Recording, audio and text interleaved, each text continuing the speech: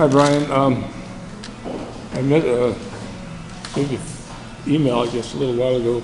This is something I was able to do. This was full of Bondo before I put this new piece in. Cut this out, of course. This is where your marker lights will go. But what I was able to do was something I didn't want to say. This was so full of Bondo that I was able to grind this down and make it pretty close to matching. I didn't think I'd be able to do that till I saw how they fixed it. Now, of course, this all has to be re-glassed. This side, I can't do nothing with. That's the way this side looked. But this would require rebuilding the whole front end. The other one looks good when it's light, when it's in the right position. It pretty much looks square now. Got a few little high spots under here that I'll smooth out and make even as I can. But this was not prepared right. See how it's cracking out? So it needed to be rebuilt anyway. I'm going to work around this because I don't want to have to take this off. But see this center pivot? This is what I was telling you about. There's no adjustment to raise and lower this whole unit. You only can raise and lower this part of it. You know, you can adjust that. There's an adjustment for that. And I pretty much had it adjusted right at that point. Now you could probably go a little bit higher, not much, and that would look good, and that would line up.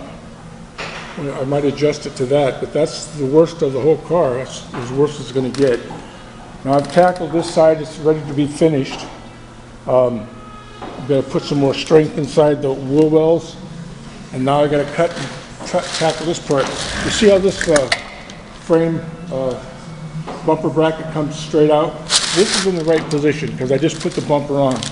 This one, however, is high and it's twisted. I don't know if you can see that. It's twisted kind of like that. And it's got to come down about, I'd say 1.5 inches, 2 inches. That's where the frame pull is. Now, the frame pull put the other bracket in the right place, but this piece here, I'm just going to have to twist it, get it hot, and put it in the right position.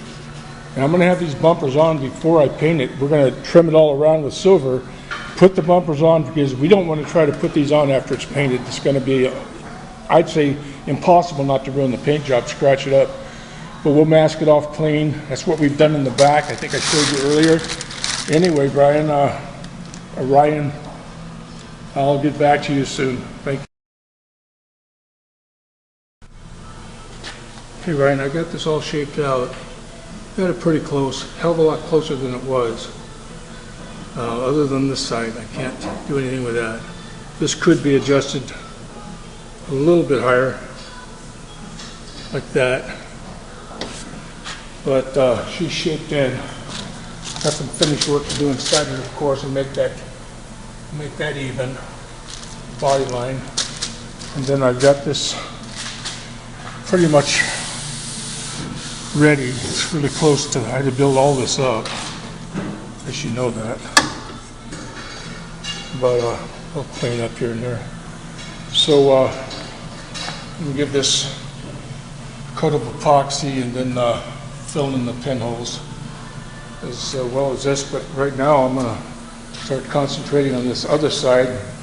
Try to have it done between now and over the weekend, so that I can come in Monday knowing this thing is about 80% ready to paint. Of course, this is what I keep looking at. Make sure everything's in the right place. This is your car, 65 with a Q-Code silver pearl. And it's looking beautiful. This light goes right towards the upper part of this. As you see, looks like the light is going kind of up a little bit. It's kind of an illusion, but it looks like in here too if you look at it. It's just the way this thing is all shaped, but it is true. Got just some finish work around it here, around the grill. Cut this out for the light. And Mike's going crazy back here. Well, I'll show you in a minute. He's working on the back end. Having a little problem getting it lined up because it was never straight either.